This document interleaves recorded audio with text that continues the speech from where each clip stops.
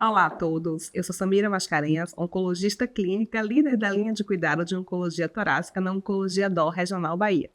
Estou aqui hoje com meus dois colegas, Igor Campos, que é o patologista, e Dr. Gustavo Fortunato, que é um cirurgião torácico. Juntos a gente trata câncer de pulmão e nos últimos anos a gente teve um grande avanço, acho que em todas as especialidades que tratam câncer de pulmão. E por conta disso a gente está aqui hoje para falar dos avanços nessas duas especialidades, que é patologia e cirurgia. E eu queria começar perguntando para o Gustavo. Gustavo, me fala, por favor, o que é que a gente teve de avanço no tratamento da cirurgia torácica, especialmente para os pacientes com câncer de pulmão, né? Assim, acho que a ideia que a gente tem quando eu falo para o paciente, às vezes que o paciente vai fazer uma cirurgia, ele fala, doutora, mas vai abrir o meu peito, né? E tem toda aquela questão. Queria que você falasse para a gente um pouquinho como é que funciona a cirurgia torácica e como evoluiu.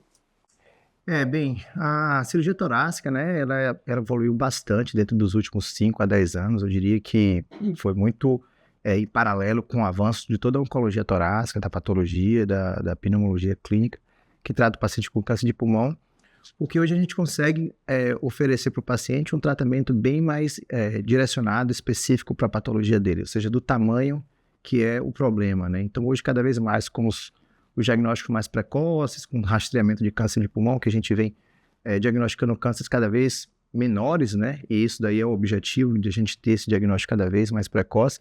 A gente está conseguindo fazer cirurgias cada vez mais minimamente invasivas, cirurgias mais direcionadas para tratar aquele problema especificamente, que nem sempre se precisa se fazer uma cirurgia de peito aberto, como a Samira falou, né? Ou de tirar um pulmão inteiro. Hoje em dia a gente tem cirurgias cada vez que conseguem tirar o mínimo de parênquima possível, né? Que isso termina deixando o paciente mais habilitado para recuperação mais precoce, retorno ao trabalho mais rápido, com menor dor e melhor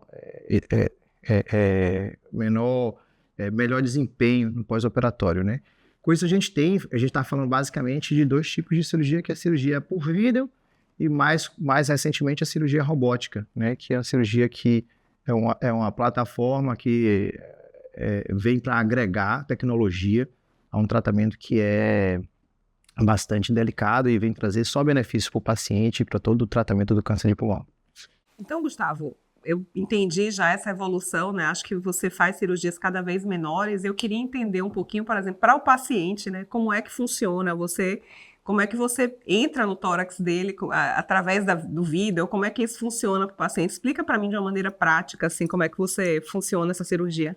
Basicamente a cirurgia minimamente invasiva ela é feita através de uma câmera. Então, o olhar do cirurgião ele é dado através de uma câmera, seja ela pelo vídeo, seja ela pelo robô, mas o que você enxerga de fato no paciente é através dessa imagem que você está ali gravando, está filmando, está captando do próprio paciente.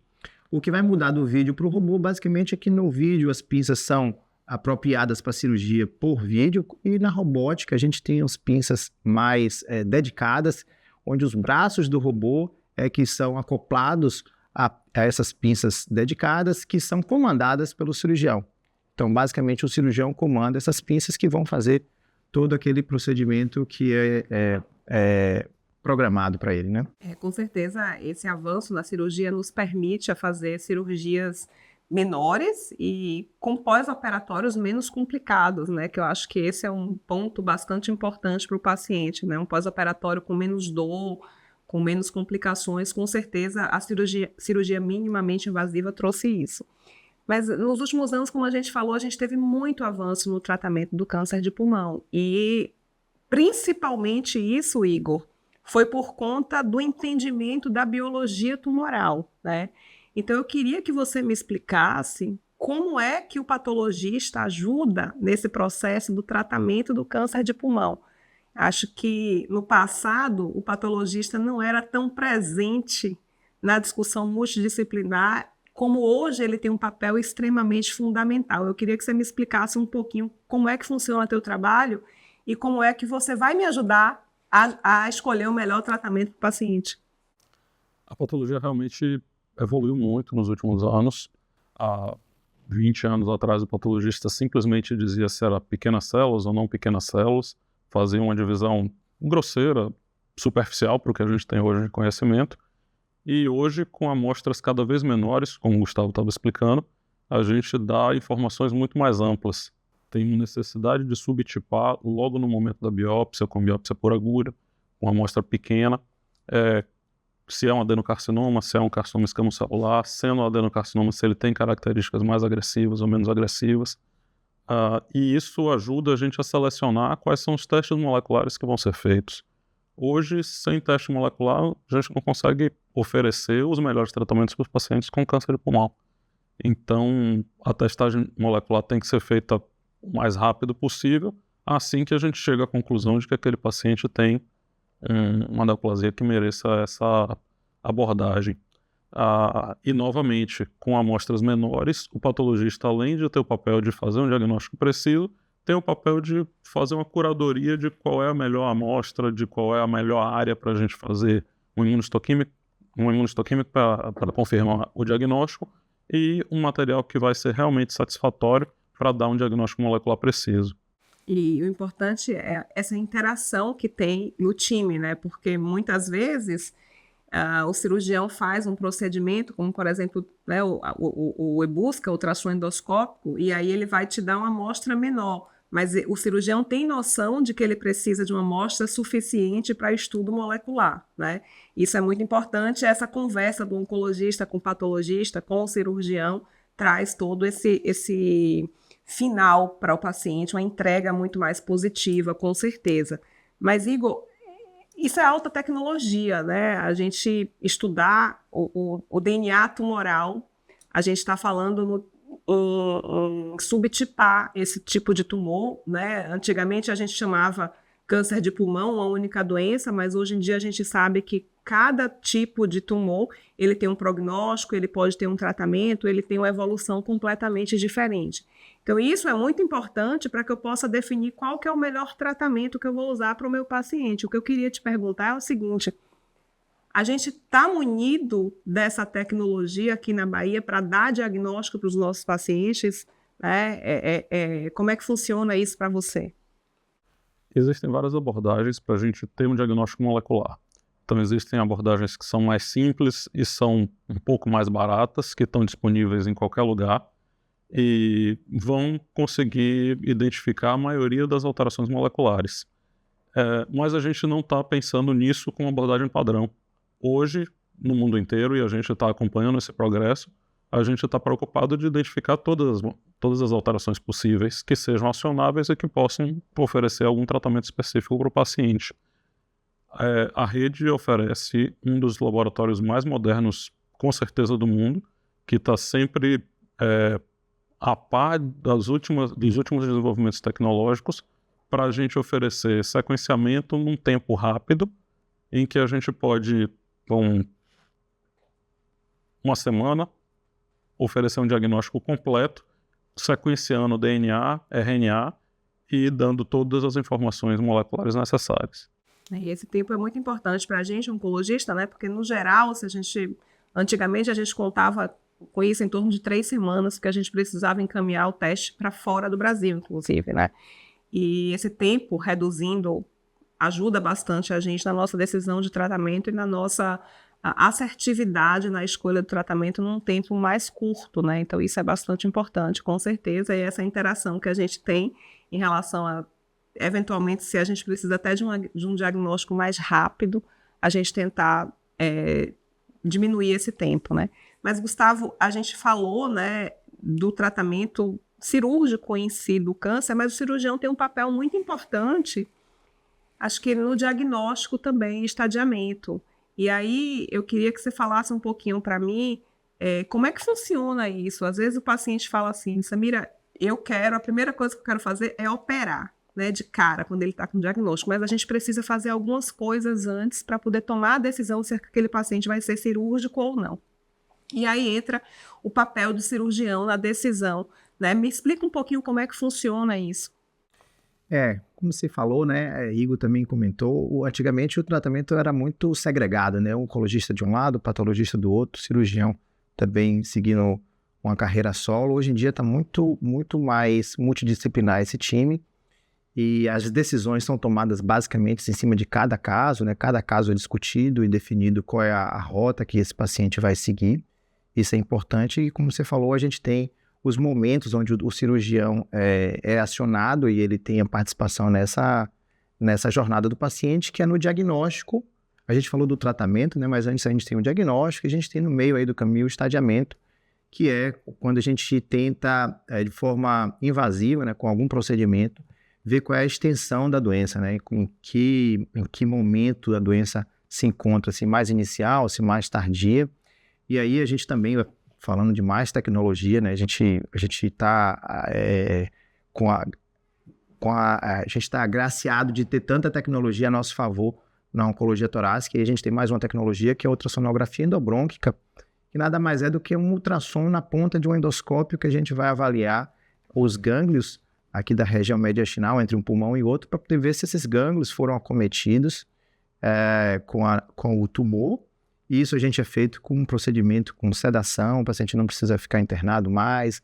Isso substitui, na atualidade, um procedimento cirúrgico que era feito antigamente para este fim, né, que era um procedimento que envolvia mais riscos e tudo mais. Hoje em dia a gente tem também essa tecnologia para agregar ao momento da jornada do paciente. Mais uma coisa para que a gente possa ofertar, né, para o paciente, de certa forma, não só tecnologia, mas um resultado também mais rápido para o paciente, né? Igor, fala para a gente o que é congelação, né? O que é que o patologista faz na sala de cirurgia, né? Qual que é a importância disso? Gustavo, às vezes, pode te chamar para ir para a sala. Por quê, né? Qual que é o seu papel ali? Na oncologia torácica, o patologista tem um papel no intraoperatório ou durante o procedimento, que às vezes não é uma cirurgia, é um procedimento minimamente invasivo guiado por radiologia. O patologista pode ter o papel de confirmar se aquele nódulo é tumoral, é um nódulo que não foi para biópsia, que a radiologia e o conjunto dos achados clínicos, bem em linha com o que a gente estava conversando, da discussão multidisciplinar, levar o paciente direto para uma cirurgia, com os achados clínicos e radiológicos, e o patologista vai ter, nesse momento, um papel de confirmação diagnóstica e seleção de material para teste molecular, para uma confirmação com histoquímica. E no caso de uma radiologia intervencionista ou do EBUS, que também pode ser para o estadiamento cirúrgico, o patologista vai ter o diagnóstico, vai ter uma importância para o diagnóstico mais objetivo, simplesmente confirmando se um linfonodo está positivo ou não, ou se aquele material de uma biópsia por agulha guiada por imagem é suficiente. Suficiente não só para a gente dar um diagnóstico preciso, mas para fazer todos os testes adicionais que são necessários. Então, se eu entendi bem, né, passando, o patologista ele vai ter um papel decisório ali na sala ou de diagnóstico ou na sala cirúrgica para ver o que é que vai fazer na sequência, né? A importância do patologista nessa decisão é de extrema importância e essa interação com o cirurgião também de extrema importância. Gustavo, a gente falou muito de cirurgia minimamente invasiva, mas a gente tem visto, né, aumentar bastante a complexidade do tratamento do câncer de pulmão. E a gente tem visto, em casos de exceção, a discussão em relação à cirurgia de alta complexidade. Então, eu queria que você me explicasse um pouquinho como é isso, como é que funciona e se a gente está preparado para poder lidar com isso. Certamente, o câncer de pulmão avançou tanto o tratamento, né, que hoje em dia a gente tem muitos pacientes que cronificaram a doença, que tem doenças que são levadas por anos a fio, com algumas metástases, com tumores maiores, e isso tem também gerado um outro desafio, que é o paciente complexo, né? O paciente que tem uma complexidade maior, que não é necessariamente aquele nódulo pequeno que a gente viu e tratou com a cirurgia minimamente invasiva. Essa é uma cirurgia ela é uma cirurgia aberta, é uma cirurgia necessariamente aberta, mas que ela também envolve bastante esforço de equipe multidisciplinar, de estrutura hospitalar, e isso é importante também, porque um hospital bem preparado, com UTI bem preparada, com todo o arsenal tecnológico que a gente pode ter para poder improvisar ou agir, né, de forma a tratar especificamente uma situação específica ou outra. Então, isso é importante que a gente tenha em mente que isso a gente tem feito com uma certa frequência, cada vez mais frequente, uma naturalidade, porque a gente tem visto esses pacientes cada vez mais complexos, chegando e necessitando de cirurgias que demandam mais alta complexidade. Com certeza. Acho que a gente já conversou aqui, né, sobre os grandes avanços que a gente teve na patologia. Eu acho que, sem sombra de dúvida, o papel do patologista, especialmente agora com o desenvolvimento da biologia molecular no tratamento do câncer de pulmão, é essencial. Então, mesmo na doença inicial, na doença avançada, a gente busca subtipar qual que é o tipo de tumor. Ter um patologista dedicado também para a área de oncologia torácica faz muita diferença no resultado do paciente. Isso a gente percebe porque a gente vê os laudos cada vez mais complexos, né, no sentido de que a gente precisa falar a mesma língua, no cirurgião, o oncologista e o patologista, e essa interação ela melhora bastante naquilo que a gente oferta para o paciente. Então, a gente falou dos avanços que a gente teve na patologia. Sem sombra de dúvida, a parte molecular eu acho que é um grande avanço. A gente falou dos avanços que a gente teve na cirurgia. A cirurgia, de certa forma, sai de um cenário em que você fazia uma cirurgia aberta, em que o paciente tinha um pós-operatório mais complicado, e agora a gente passa a fazer uma cirurgia minimamente invasiva, utilizando recursos de tecnologia, utilizando toda a estrutura hospitalar que tem a favor do paciente. Como o Gustavo falou, é muito importante que a gente tenha um hospital que esteja pronto para lidar com esses pacientes. Esses pacientes são complexos, precisam de UTI de alta complexidade, precisa de toda uma estrutura e, eventualmente, utilizar até outras especialidades para poder, né, tomar a decisão em relação àquele paciente, se ele vai ser operado ou não. Então, isso é de extrema importância. Acho que a gente conseguiu debater bastante os avanços no tratamento do câncer de pulmão, do ponto de vista da patologia e da cirurgia. Eu vou agradecer ao Gustavo e ao Igor e vou convocar vocês para continuarem seguindo a Rede Dó nas redes sociais, porque existirão outros vídeos com esse mesmo enfoque.